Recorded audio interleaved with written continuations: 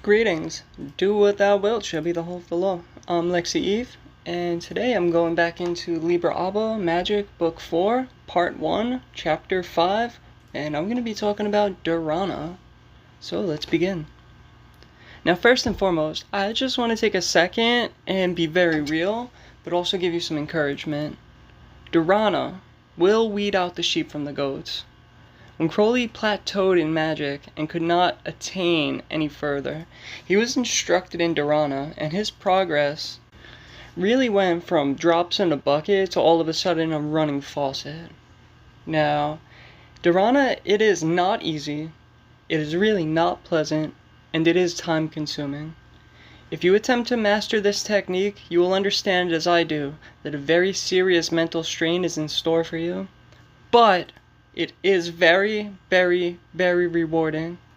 The discipline that comes from yoga begins on the mat and quickly trickles, flows, then surges throughout the rest of your life. It will inevitably change you in all ways for the better. Dharana translates from Sanskrit as, quote, a collection or concentration of the mind, or, quote, the act of holding, bearing, wearing, supporting, maintaining, or retaining of a memory, end quote.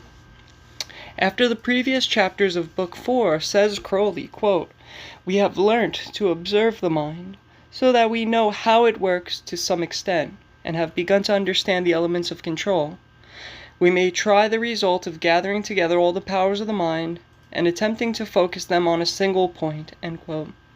Generally speaking, when a person speaks on a subject with accompanying images, of which they are recounting to another person, it does not take much conscious effort to produce images of that subject in the mind. It is easy because they are not holding a single idea, but are summoning a stream of thoughts one after another. But when they attempt to take one image and plant it firmly in the forefront of their mind, it is a dreadful strain to keep it exactly the same without changing. That is the crux of Dharana. To quote Liber ABA I again, quote, thought is the commencement of action, and if chance thought can produce much effect, what cannot fixed thought do? End quote. In Liber ABA's chapter on Dharana, Corwley writes, quote, the moment then that the student takes a simple subject, or rather a simple object, and imagines it or visualizes it, he will find that it is not so much his creature as he supposed. Other thoughts will invade the mind, so that the object is altogether forgotten, perhaps for whole minutes at a time, and at other times the object itself will begin to play all sorts of tricks. Suppose you have chosen a white cross.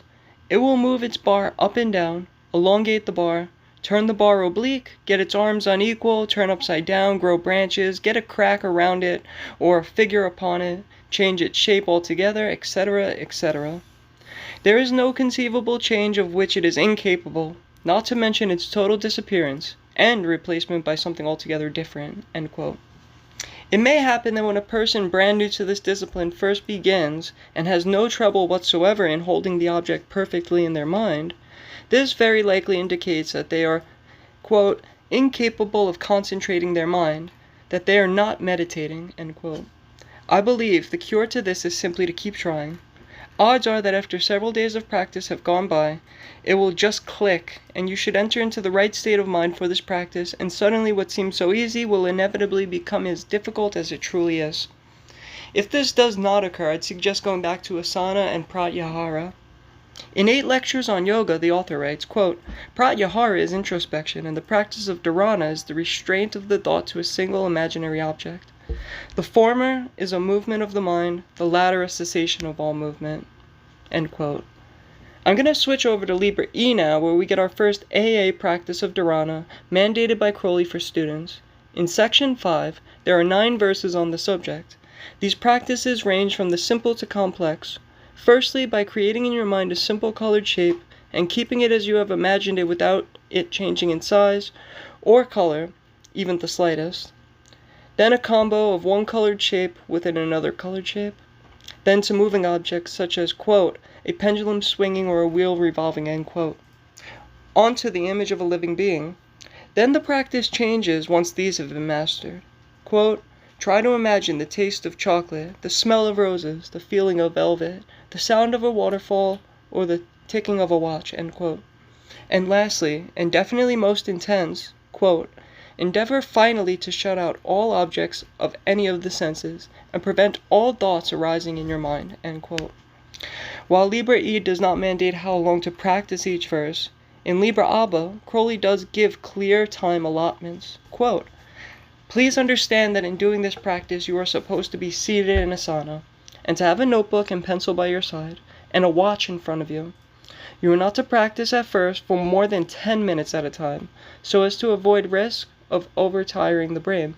In fact, you will very probably find that the whole of your willpower is not equal to keeping to a subject at all for so long as 3 minutes, or even apparently concentrating on it for so long as 3 seconds or 3/5 of 1 second.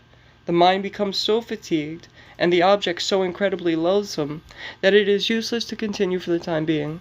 In Frater P's record, we find that after daily practice for 6 months, meditations of 4 minutes and less are still being recorded.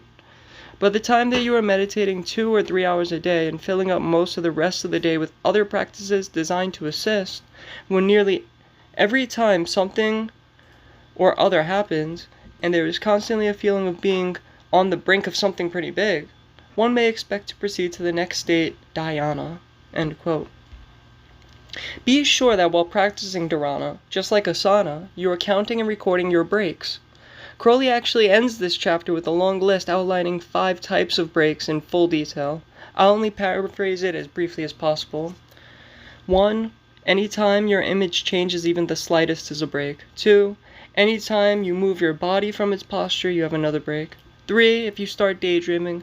4. If you begin to mentally congratulate yourself on how good you're doing. 5. Sensory hallucinations of sight, sound, or bodily sensation. Although in the case that you get something like a past life vision or HGA communication, it may be authentic and even rewarding, but be very careful you are not deluding yourself with illusions. Tallying these breaks is a solid way to track your progress. You may note that after you have gone far in the practice, you reach a state that is something like loss of self, or you have little to none of the first kinds of breaks, and few of the last kinds. This may very well be indicative that you have succeeded in dharana and ready to move on. Corwley describes this state as, quote, you will completely forget who you are, and what you are doing, end quote. Aside from Liber E, there are 2 other texts that involve dharana at a very advanced level. These are, forgive my pronunciation here, Liber Batra Cho Freno Bu Cosmomachia, and Liber Yod. The former is assigned to the AA practicus 3rd degree equals 8 square in Hod, and the latter to the exempt adept 7th degree equals 4 square, who is working with the path of Yod symbolized in the tarot trump of the hermit. Both texts contain very complex visualizations and thought experiments. The former creates each and every planet of the solar system and maintains their proximity in relation to Earth, while the latter text's second method works on mentally destroying the body and the spiritual network within the body, i.e. the chakra system. I want to add an argument that for anyone who ever practices the lesser banishing ritual of the pentagram, or in other rituals, crafts and maintains a visual made of astrolite, they are in a way practicing dharana. The difference, though, is that these visuals, such as astral pentagrams and a circle, are not merely constrained to be within the mind, but are formulated in the mind and manifest externally, where one trained in astral magic can physically see them, as opposed to Liber E's dharana, where the yogi creates an object which is only to be seen in the mind. But there is a definite mental discipline occurring in forcing oneself to stay focused upon an object that is being visualized, whether it exists in the mind or external of the body. The other main difference here is that in visuals occurring in rituals, the magician has several things going on at once, and is maintaining visualization while moving on to what they have to do next. This is much like how I described the ease in which to form a mental image of an object in the stream of a conversation, as opposed to forming the visual of an object which has to be held with no further or prior context to distract the mind and allow it to produce the visual without an argument. There's a footnote to verse 1 of Liber E about practicing with the Tattvas in the Big Blue version of Book 4. It provides a useful trick. The footnote states that by placing one of the Tattvas on a white surface and staring at it, you will create a negative imprint in your eyes, and when they are closed, you will begin to see the image. It then becomes much easier to formulate the shape that you're going to concentrate upon. You simply change the color and then attempt to maintain it. All good and well. When it comes to yoga practices, you are looking for a certain end to occur. That is, a certain state of consciousness and perspective on life that is brought about by doing these practices. For one person, they may reach this outcome after doing this practice for 5 minutes. Another person, they may need to get up to several hours of concentration upon a single object per day before they are ready to move on. There is no one-size-fits-all. I believe that if you are really committed, you will continue to push the bounds on these practices and go further than you previously could with any yogic practice. It is about strengthening your psychic recesses after all. Just because you have reached enlightenment does not mean you are exempt from completing your practices. So long as you are a human, yoga, at the very least, will always have beneficial byproducts. That's our lecture for today on Dharana. So, love is the law, love under will. I'll see you all in the next one. Later on.